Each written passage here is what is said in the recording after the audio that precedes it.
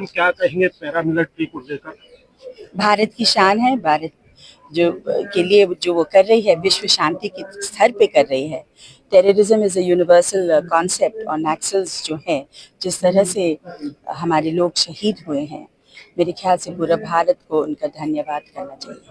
Ma'am, जिस तरह paramilitary की जो रिटायरमेंट है, तो काफी सालों से अपनी मांगों को लेकर दिल्ली के जंतर मंतर पे प्रदर्शन कर रहे हैं, आज आप भी शामिल हुए, क्या कहेंगे, सरकार से क्या गुहार होगी इनके लिए? मेरे ख्याल से सरकार आपकी सब बातों को मानेगी, और क्यों नहीं मानेगी।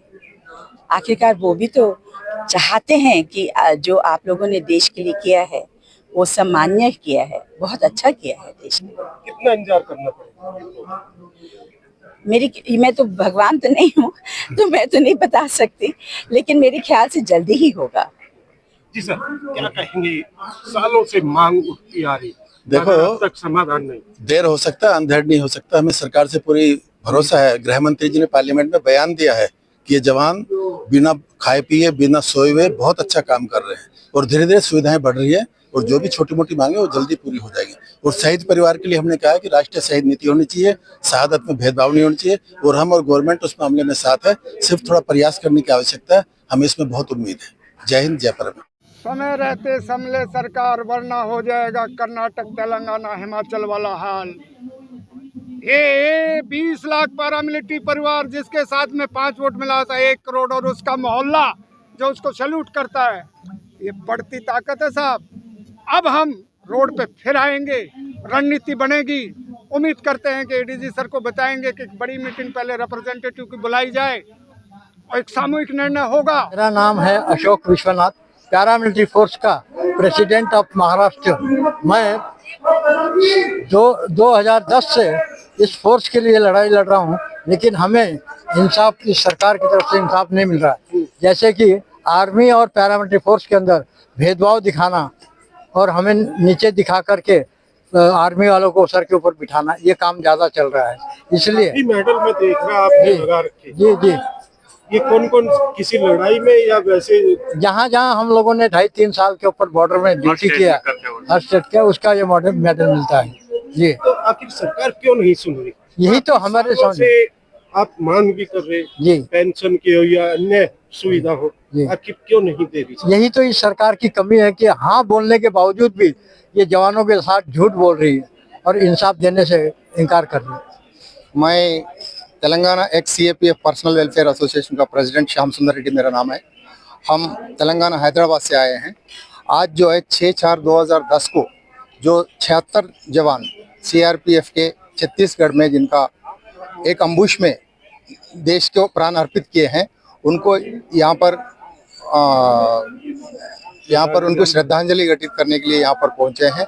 और उसी तरह से उन जवानों के परिवारों के बारे में कोई सरकार उनको देखने को नहीं जा रही है। कोई सरकार उनके परिवारों को आज किस तरह से है, उनका क्या हाल है, कभी देखने को नहीं गया। हाल ही में ये राजस्थान के सैनिक वेलफेयर मंत्री श्री राजवर्धन सिंह राठौर कहते हैं कि CAPF के जवानों को 60 साल तक नौकरी करने का मौका है, लेकिन यहाँ पर CAPF के जवान पिछले 5 साल का आंकड़ेज अगर पार्लियामेंट से लिया जाए तो 55,000 आदमी 5 साल के अंदर नौकरी छोड़कर गए हैं, क्योंकि उनके जो हालत है 15,000 किलोमीटर जो बॉर्डर में पूरा जो पहरा कर रहे हैं देश का, तो वहाँ पर इनकी हालत सिर्फ साल में उनको सिर्फ 30 दिन या 50 दिन छुट्टी पर जाते हैं, और बाकी दिन उनको परिवार के साथ उनको रहने का मौका ही नहीं मिलता है। तो ये जो सौतेला व्यवहार किया जा रहा है, ये सौतेला व्यवहार से बहुत तंग आके वो लोग अपने घर परिवार को, आए दिन यहाँ पर देश में चुनाव होता रहता है, और वो चुनाव के बारे में, आज चुनाव आया तो ये महीना छुट्टी बंद, तीसरा महीना चुनाव आया फिर छुट्टी बंद। तो देश में इतना बार चुनाव चलता रहेगा तो इन 6 फोर्सों के 10 लाख लोगों के छुट्टी बंद कर देंगे तो वो लोग किस तरह से उनके परिवार के साथ रहेंगे? उनका पढ़ाई ठीक से नहीं हो पाती है। क्या मांग है, किससे मांग है? अभी alliance of all x paramilitary force welfare association का नेतृत्व में हम तेलंगाना से x paramilitary force welfare association का तरफ से हम आया है इधर। हमारा मुख्य उद्देश्य इधर आना था, जो 6/4/2010 में जो छत्तीसगढ़ राज्य में 76 जवान जो वीरगति प्राप्त किया था, उन लोगों को श्रद्धांजलि अर्पित करने के लिए हम यहाँ पर आया था।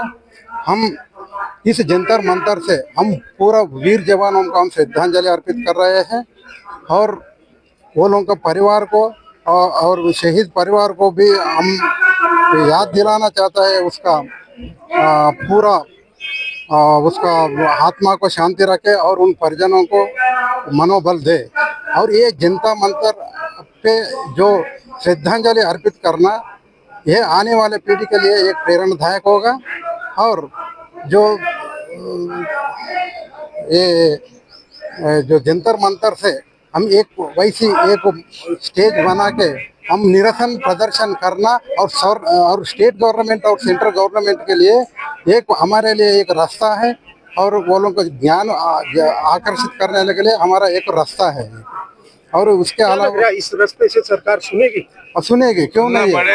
अभी पैरामिलिट्री फोर्स हर राज्य में, देश का हर राज्य में जागृत हो रहे हैं। दिन भर जो हमारे हकों का मांगों के लिए इनके उठ के जागते हुए आ रहे हैं।